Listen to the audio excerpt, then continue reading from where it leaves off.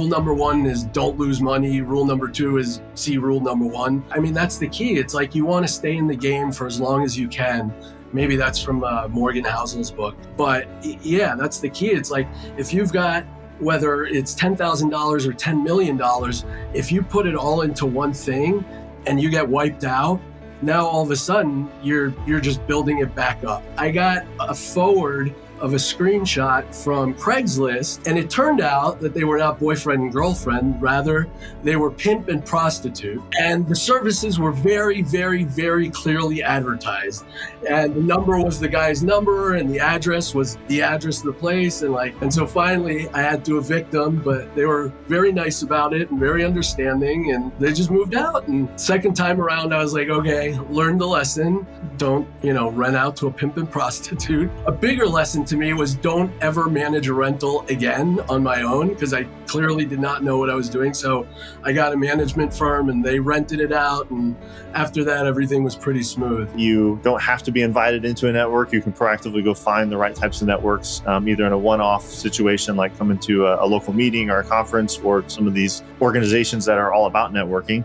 The other thing we wanted to talk about, and I think we'll probably use the rest of our time on this, is sort of this idea of failing forward, or learning through failure. Because you and I talked a little bit before we hit record about just some of those initial failures. So I'd love for you to just talk about, it sounds, as we're, talking here in a summary format, it's like, oh man, this guy's got it all figured out. He's got a great life, and he's got car clubs, and him and his wife are in harmony in their business, and he's doing deals. And that's true to some extent, but there's also so many things along that path that we don't typically talk about. So I'd love for you to talk about maybe an example or two of key failures that you've come out on the other side of as a better man and a better business person. If you don't ever take a chance, if you don't make some of those mistakes, you're never going to get into it. And there are people who are maybe luckier or know a little more than others, but ultimately something bad is going to happen and you're going to have to deal with it.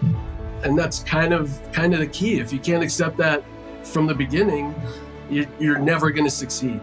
And so I think that failure is a really important part of success. Absolutely. Yeah. You even mentioned earlier that I think it was your first private money deal. You're like, hey, someone asked us, we're like, yeah, we got the money and we'll lend it. And it was a failure. So, I mean, that's instructive that, 8 years later, you're still doing it, you're doing it well, but it would have been so easy for you to kind of have that first bad taste and be like, oh my gosh, this is ridiculous. Like, they filed bankruptcy and I'm going to go to all the legal stuff. I'm never doing this again. So in that one, like, what motivated you to stay on this path despite the initial failure? So part of it was that the initial failure was relatively small. It was only a $10,000 loan. Again, prices in Southeast Michigan are lower. But I think that everything went well for about a year and a half on that loan. And it was relative to flipping, it was a lot easier. When contractors don't show up and you're a flipper, you have to do the work yourself. And I'm capable of doing it. I just don't want to. But with the loan, it was like, okay, we lost money. It wasn't too much. I can definitely see sort of the positive side of it. And I can see that it could be very lucrative. And so it was more a function of just figuring out what we did wrong, making sure that we didn't do that again, and proceeding from there. Kind of like, don't waste the failure. Like, you learn from it each time, you update processes, you do things to protect the downside, and you learn from it and continue to do better to where now you're 7 years in without repeating that, I don't know, mistake is the right word, but without repeating that scenario where you did have, that loss with that foreclosure. So that's really insightful. Yeah, as we're looking to wrap up, any other words of wisdom around failure? Or if someone's sitting here thinking like, there's this thing I really want to do, maybe it's leaving their job and going all in as an entrepreneur, or maybe it's launching a new offer, or trying a new program, or investing in a new networking group or something like that. Is there, sitting in the seat that you're in with the experience that you have, is there advice that you would give around this idea of the fear of failure? I think you should also avoid going all in on your first few sort of forays. Like, a lot of people say start a side hustle. I think that's great advice, even though in some ways it's harder because now you've got 2 jobs, but it keeps you safe.